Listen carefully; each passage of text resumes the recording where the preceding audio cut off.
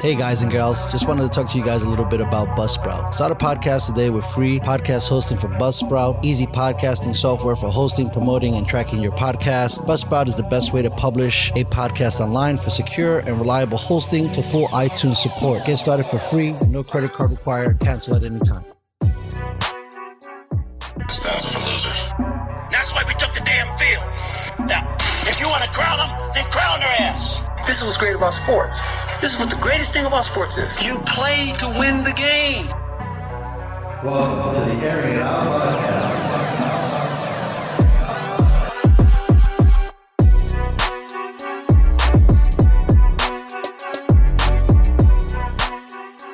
Ladies and gentlemen, welcome back to the Airing It Out podcast. I am Dustin Marion, your host as always. I am blessed and honored to have today's guest is Erik J. Olson, a digital marketer / entrepreneur. How are you doing, Erik?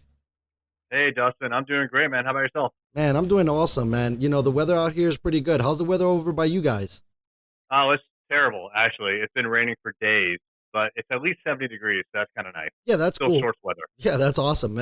I guess into October, getting that's still pretty good. Yeah, man. I will definitely take it. So, you know, I was checking out a lot of your stuff. You got amazing content and all this stuff. I wanted to ask you, because obviously I know you used to work for the man once upon a time ago. What made you make the decision and the transition to be like, you know what, I want to do my own thing. I want to be my own boss. And I think something that Robert Kiyosaki talks about all the time is transitioning from the employee to the employer.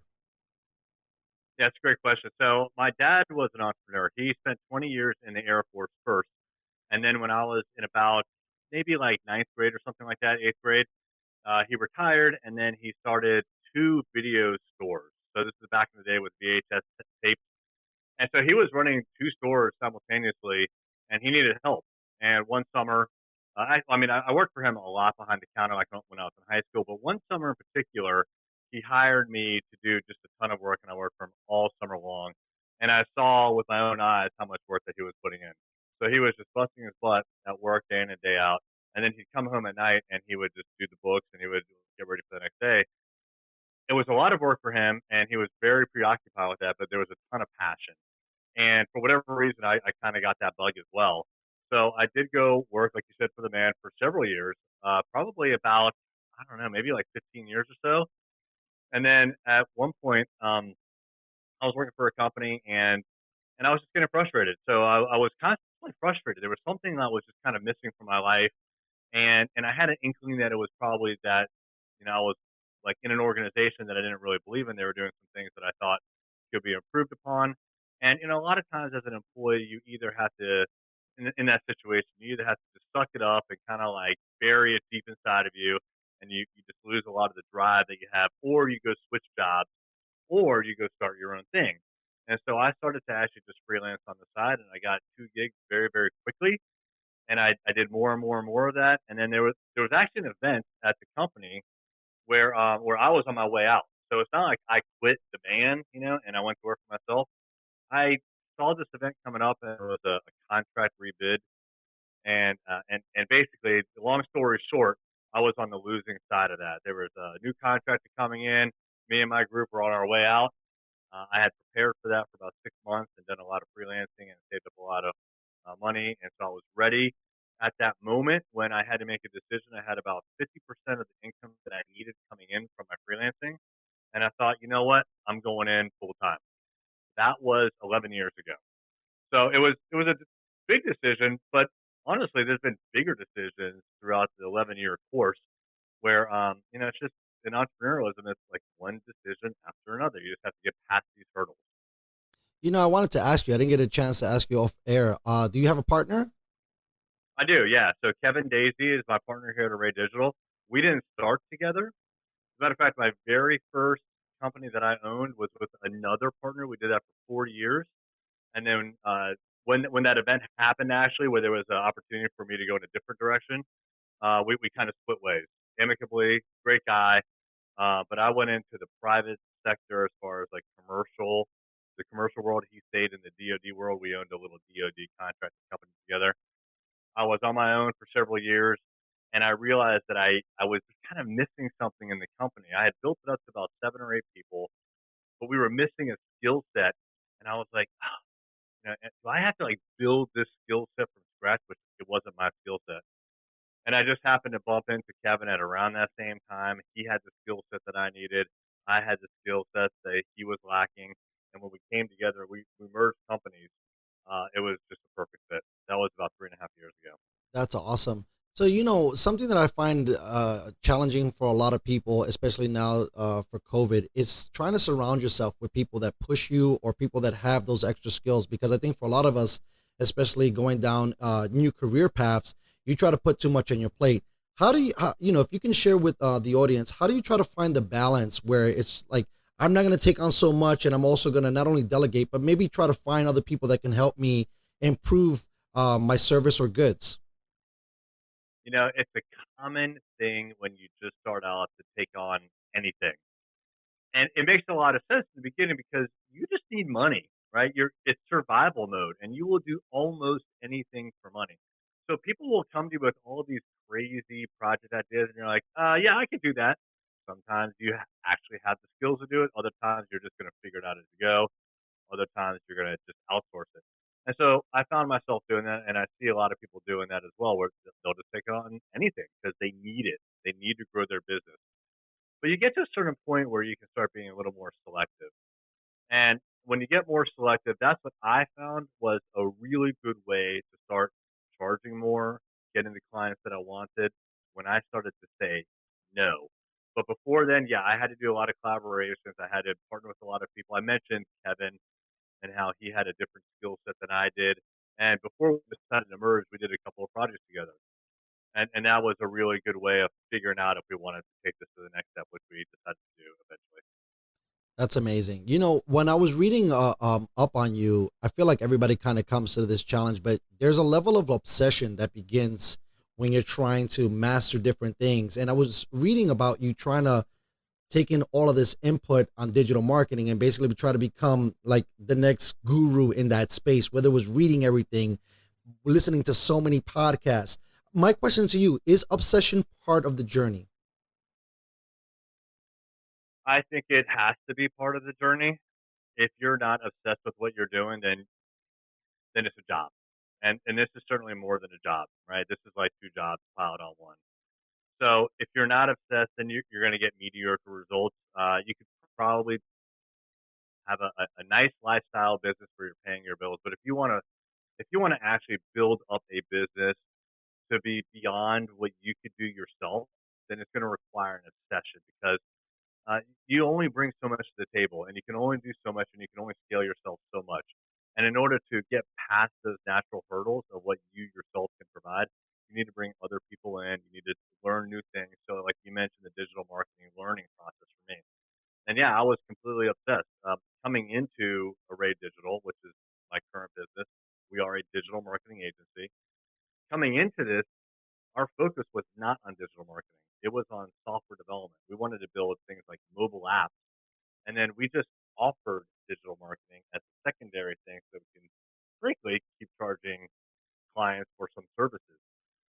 And I wasn't doing that work. We hired someone dedicated to do the digital marketing. And we were getting checks from clients for, like $1,000 a month, $1,500 a month. And I was like, I don't even know what this guy's doing. And I don't know if we're actually providing value. I really didn't know. He was mostly doing SEO, and I was like, does this even matter? Like, are we just, it's great that people are paying us, but I really don't want to be in the business of ripping people off either. And so I had to learn. Like, that was not my background. And so for a solid year, I worked with Jake, he was our digital marketing manager, he's now our creative director. We worked side by side. I asked him just a ton of questions. I subscribed to magazines, Ad Age, Ad Week. I read every single issue that came out. I subscribed to blog posts. I listened to podcasts. I did it myself. I was into it deep, and that's all I did for a year. But that was required, So like on the weekends, I was like slacking my team, like, oh, look at this cool thing, look at this new thing, and I'd get crickets back over the weekend. Imagine that. But it's okay. I'm just saying, like, no, I get was it. obsessed. For sure, I understand. I was obsessed, and I had to be because I needed to figure this thing out and kind of unlock it. to see if we could take advantage of it, and that's exactly what we did. So like I put all that effort in. I saw an opportunity, especially when the software business was starting to decline a little bit, and I was like, oh, there's this other customer base over here in digital marketing. They just keep paying us every month. What if we got really good at that? And so that was the goal. We got really good at digital marketing, and that's it, to the point where we cut software. So with all of that time spent learning all of that stuff, what was one of the things that you had found that maybe you guys were doing that other digital marketing firms weren't doing, or maybe you seen an opportunity that they weren't exposing? Yeah, so there's a couple lessons learned.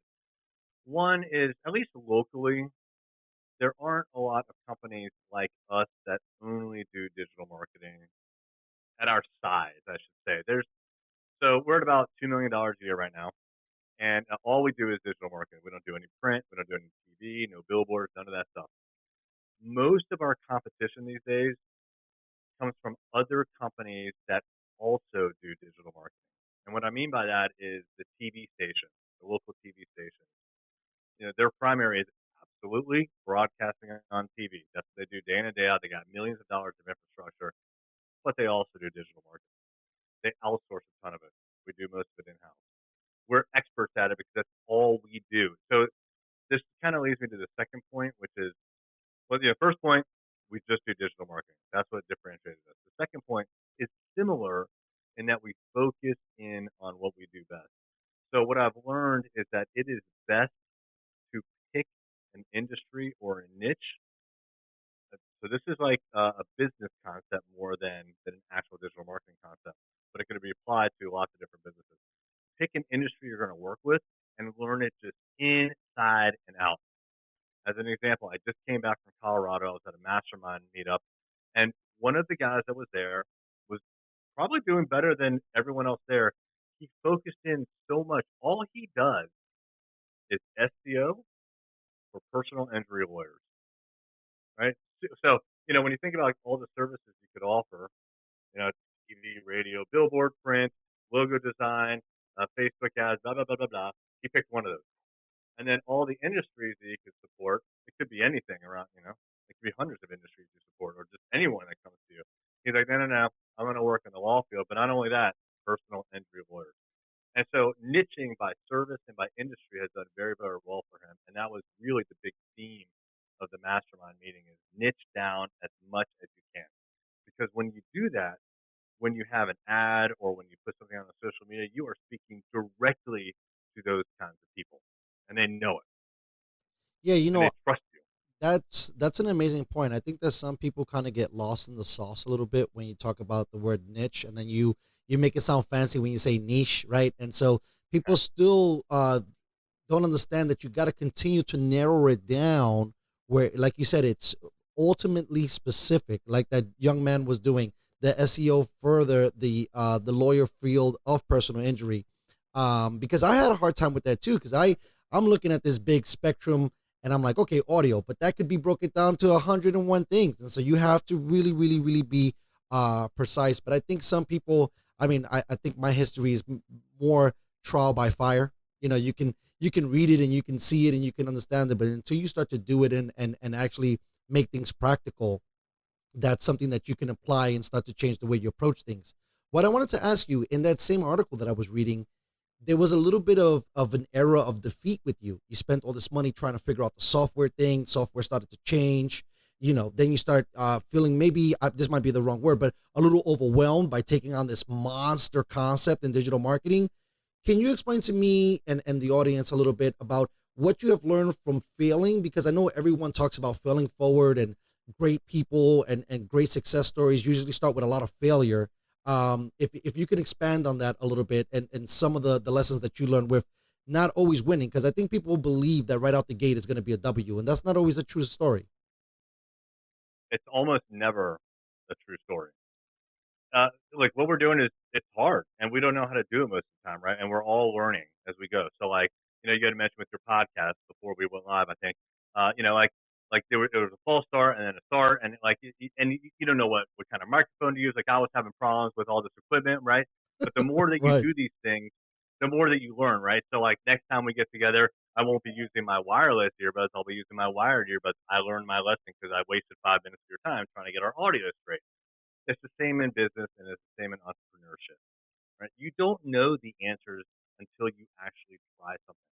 Now, you can read a book, you can get a mentor, you can join a mastermind. There's lots of ways that you can learn from others, which I absolutely recommend you do. But some people, if they start there, they may never get to trying it themselves. And so the best thing to do is you just have to jump right in and try it. Like, think through it, do what you think is right, try it. If it doesn't work, you iterate. So yeah, I've had a lot of defeats in my history when it comes to business and beyond, frankly.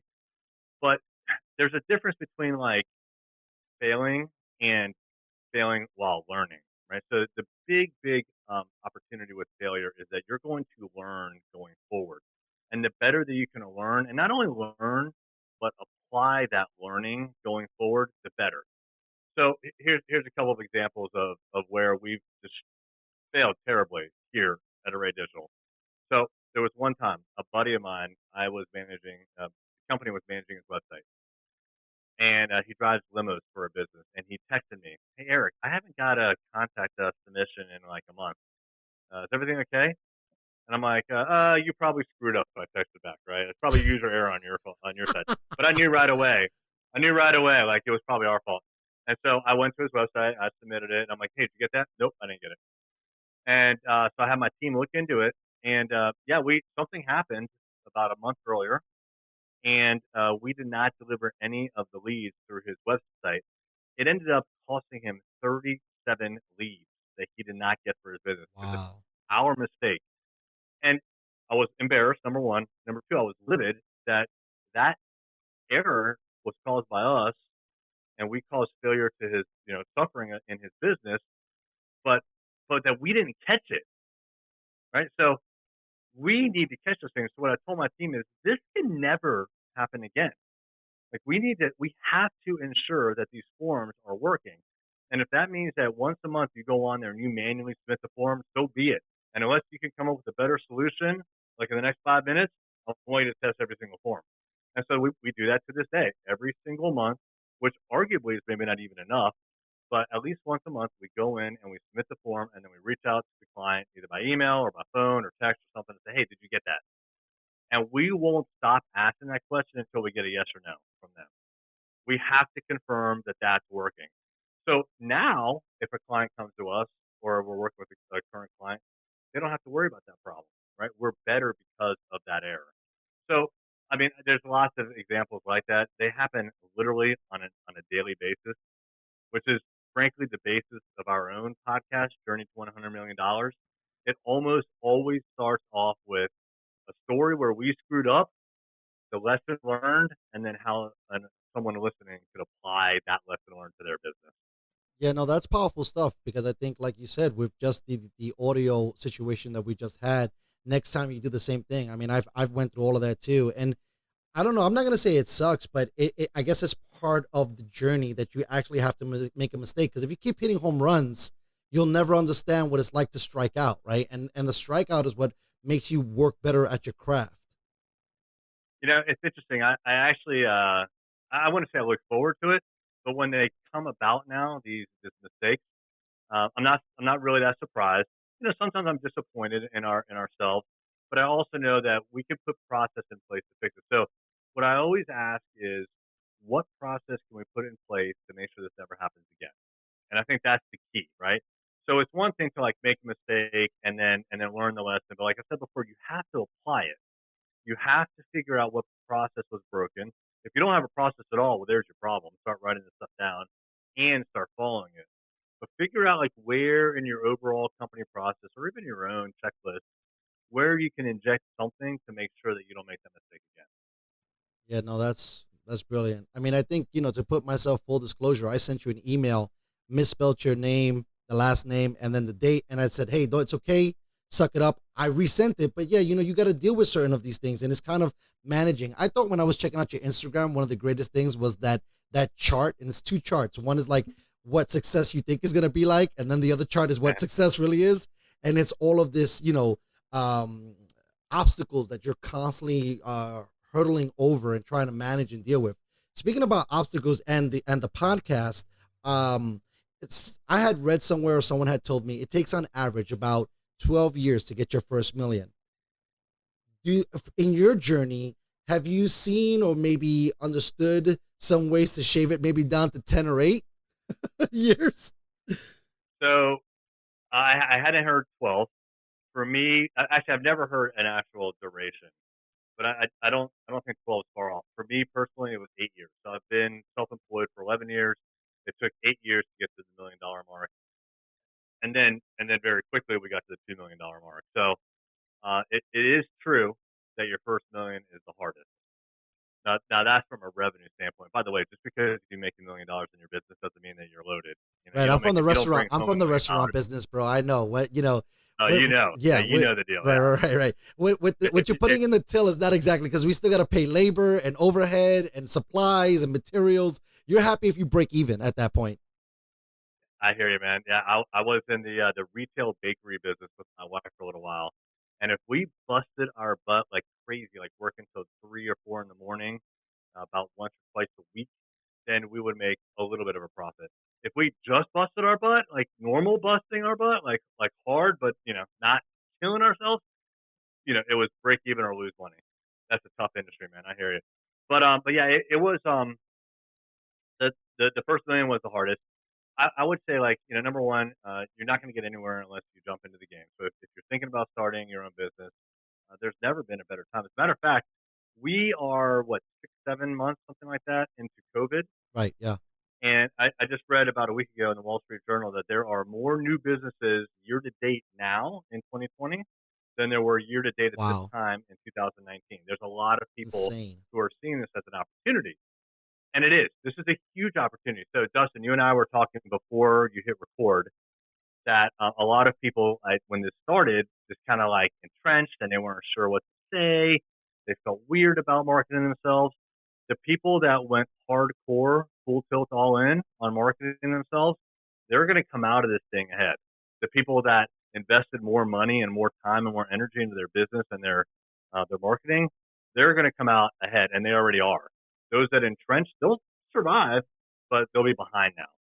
So, like, you need to take strategic risks in business. That's one way that you could shave off some time to get to $1 million. You don't want to be reckless, that's for sure, but you want to take the risks when you think it makes a lot of sense. At the beginning of COVID, even now, that makes a lot of sense. You also can learn from others, right? So the best way to learn is to do it yourself. You feel the pain of that mistake, but there are other ways that you can get almost that same experience. Reading books, podcasts are amazing. What you're doing right now, Dustin, is amazing. This is free education that's delivered into your ears. All you have to do is just subscribe. So podcasts are amazing. Magazines, industry magazines, like very niche magazines, those are amazing as well. You can learn from the mistakes of others. Yeah, that's extremely profound. I was telling somebody that there were so many entrepreneurs, speaking of, taking action, that came out of the 2000 or the 2008 financial collapse, even 9/11. A lot of these guys like the Gary V's of the world, came out of that and really, really, really took advantage. And they definitely used the marketing side of things to constantly be there and stay relevant. I love this topic, but now that you bring up your wife, I wanted you to share this with me, especially because you have already started to enjoy success. How do you, I don't want to use the word convince, but when you're on a limb and you're trying to tell your missus or your significant other, hey, I believe in this concept, but I'm not getting paid right now. It's not, yielding what I expected to do. How do you keep them interested in believing? Because it's so hard when you're going out there. I mean, I think another thing about entrepreneurs, you see things that other people don't see, and you see opportunity when other people don't see it. And sometimes your spouse doesn't see it either. Can you elaborate some of the ways? I mean, I know you guys had a business together, so that's definitely got to help. She's probably already on the bandwagon, but for us that don't all have that, gel together right now. Yeah, I think it would help a lot. So, okay, actually, for me, my own experience was I was already making a full time salary, and then I started to freelance, and then I had enough of that income when I went into business for myself. So I didn't really have that situation per se, except that I knew there was going to be a period of time where I brought in less money when I went up But I don't think it was that big of a risk because, or at least in her mind, because she saw number one, like how passionate I was about it. Like you couldn't pull me away from the laptop during that period of time. I worked, 10 hours a day minimum, and probably a lot more than that on several days a week. So she saw that I was completely committed to what I was doing, and she saw that it meant a lot to me to make money to support the family. And we had two very, very young kids at the time. So like I recognized the gravity of what I was deciding to do as the breadwinner in the company in the household. I knew that if I screwed up, that it was going to be potentially a disaster for us. Now, I say all that, but the reality is, like, what's the worst case scenario? Right. I mean, really, what? Okay, yes, there could be like really worst case scenarios where, like, you sell your house, you drain your 401k, you spend every last dollar that you can, probably frivolously, and you don't make any money. Granted, that's a possibility, but it's not. That's not reality, right? Reality is that most people, me included, like I didn't put my house up for risk. I didn't drain my 401k. I still had a safety net behind me. I just quit my job, right? So I cut out one part of my financial life and I replaced it with another. So, in reality, it wasn't a monstrous risk. And then even if that didn't work out, what's the worst case scenario to replacing that income? You get another job, right? Yeah. Yeah. So Makes sense. it really, 100% for sure. it feels like a huge risk. And again, going back to what I was saying, if you build a house, you spend all your money, you put literally everything you have behind this idea, and especially if it's a bad idea and you can't execute, yeah, super risky. But don't take that much risk, right? Get ready, prepare for the transition, freelance if you can. If you have a product, sell it on the side, farmers markets, friends and family, whatever you need to do, sell it through your social media. Get some business going before you take the plunge. You don't want to go in cold. That's the key. That's amazing. So I'm gonna, I know you're a super busy man, and we're already on the wire. I don't want to take up too much of your time, but I do want to be a little selfish and talk to you a little bit off the air. So I want to really, really thank you, Erik, for coming in and sharing your knowledge. And I would love to get you back on the show again. I think these are things that are really important because, in my opinion, not everybody's shown the books and where to read them and where to understand them. And I think that this is a very interesting time for a lot of people to take those plunges and to do those calculated risks, because if any time is better than now, and now that people are still kind of a little frozen or dazed by all of this stuff, you might have an opportunity to catch. I call it, things being on pause. I mean, you see, especially from the marketing and the digital side, even from the podcasting, even from an author side, it seemed that you was an author as well. Congratulations on that. But when you see, all these, movie studios and TV studios, and they're not releasing content, they're not doing any of this stuff, it gives, some of the Joes an opportunity maybe to catch up a little bit. So again, go ahead. You were going to say?